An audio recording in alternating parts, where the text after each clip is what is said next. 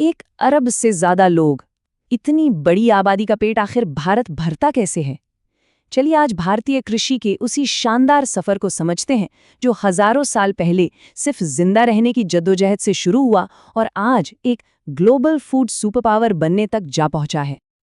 ये सवाल सिर्फ नंबरों का नहीं है, ये कहानी है मुश्किलों से लड़ने की, नए रास्ते खोजने की और किसी भी हाल में टिके रहने की। असल में यही तो भारत की खेती की कहानी का दिल है, जो चुनौतियों और जबरदस्त कामयाबियों से भरी पड़ी है।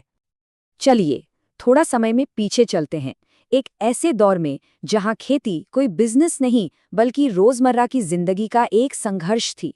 हम अपनी कहानी की शुरुआत उन तरीकों से करते हैं जो सिर्फ और सिर्फ पेट भरने यानी जीवन रक्षा के लिए अपनाए गए थे। तो ये थी खेती की सबसे पुरानी, सबसे बेसिक शक्ल, जिसे अक्सर काटो और जलाओ या झूम खेती भी कहा जाता है। परिवार के लोग मिलकर जमीन के छोटे छोटे टुकड़ों पर काम करते थे और उनकी पूरी की पूरी जिंदगी बस प्रकृति के भरोसे चलती थी। मतलब मॉनसून कब आएगा और जमीन की अपनी ताकत कितनी है, बस इसी पर सब कुछ निर्भर था। लेकिन जैसे जैसे वक्त बीता और आबादी बढ़ी, एक बहुत बड़ी मुश्किल सामने आ गई। उत्तराधिकार का कानून यानी राइट ऑफ इनहेरिटेंस का मतलब था कि परिवार की जमीन अगली पीढ़ी में बढ़ जाती थी। इससे खेत छोटे और छोटे होते चले गए। यहीं से जन्म हुआ गहन निर्वाह खेती का, एक ऐसी मजबूरी जहां किसानों को उसी छोटी सी जमीन से किसी तरह ज्यादा से ज्यादा फसल उगानी पड़ती थी, बस गुजारा करने के लिए। यहाँ हमें 2 बिल्कुल अलग दुनियाएं दिखती हैं। एक तरफ है वो खेती जो परंपरा और बस गुजारे के लिए थी, और दूसरी तरफ बाजार और टेक्नोलॉजी पर चलने वाली कमर्शियल खेती। और यही फर्क हमें बताता है कि भारत को अपनी बढ़ती आबादी का पेट भरने के लिए कितना बड़ा और कितना जरूरी बदलाव लाना था। भारत की आबादी तो आसमान छू रही थी और देश के सामने एक टिक टिक करता टाइम बॉम्ब था, बड़े पैमाने पर भुखमरी का खतरा। अब पुराने तरीके काम नहीं करने वाले थे। जरूरत थी एक क्रांति की, और वो क्रांति खेतों से ही आने वाली थी। और फिर आई हरित क्रांति। ये सिर्फ कोई नया तरीका नहीं था, ये तो खेती को देखने का एक बिल्कुल नया नजरिया था। MS स्वामीनाथन जैसे महान वैज्ञानिकों की लीडरशिप में भारत ने साइंस और टेक्नोलॉजी का हाथ थामा, ताकि खाने का उत्पादन इतने बड़े पैमाने पर बढ़ाया जा सके जितना पहले कभी किसी ने सोचा भी नहीं था। और हाँ, ये सब कुछ रातों रात नहीं हुआ। ये एक बहुत सोची समझी स्ट्रैटेजी थी। पहले फेज में इसे पंजाब जैसे राज्यों में आजमाया गया, ताकि एक सफल मॉडल तैयार हो सके। और जब ये मॉडल हिट हो गया तो दूसरे फेज में इस टेक्नोलॉजी को पूरे देश में फैला दिया गया। इसने भारत के खेतों का नक्शा हमेशा के लिए बदल दिया। तो इस क्रांति का सीक्रेट क्या था? इसका सीक्रेट था एक पावरफुल टूल किट, जिसमें 3 मुख्य चीजें थीं। पहला, ज्यादा पैदावार देने वाले चमत्कारी बीज। दूसरा, जमीन को ताकत देने वाले केमिकल फर्टिलाइजर। और तीसरा, पानी की पक्की सप्लाई के लिए मॉडर्न सिंचाई। और ये तीनों चीजें एक दूसरे के बिना अधूरी थीं। लेकिन हम सब जानते हैं कि हर क्रांति की एक कीमत होती है। हरित क्रांति ने भारत को भुखमरी से तो बचा लिया, पर अनजाने में कुछ ऐसी नई और बड़ी मुश्किलें खड़ी कर दी जिनका सामना करना भी जरूरी था। ये तरक्की एक 2-धारी तलवार की तरह थी। एक तरफ तो देश का पेट भरा, लेकिन इसकी कीमत हमारे पर्यावरण ने चुकाई।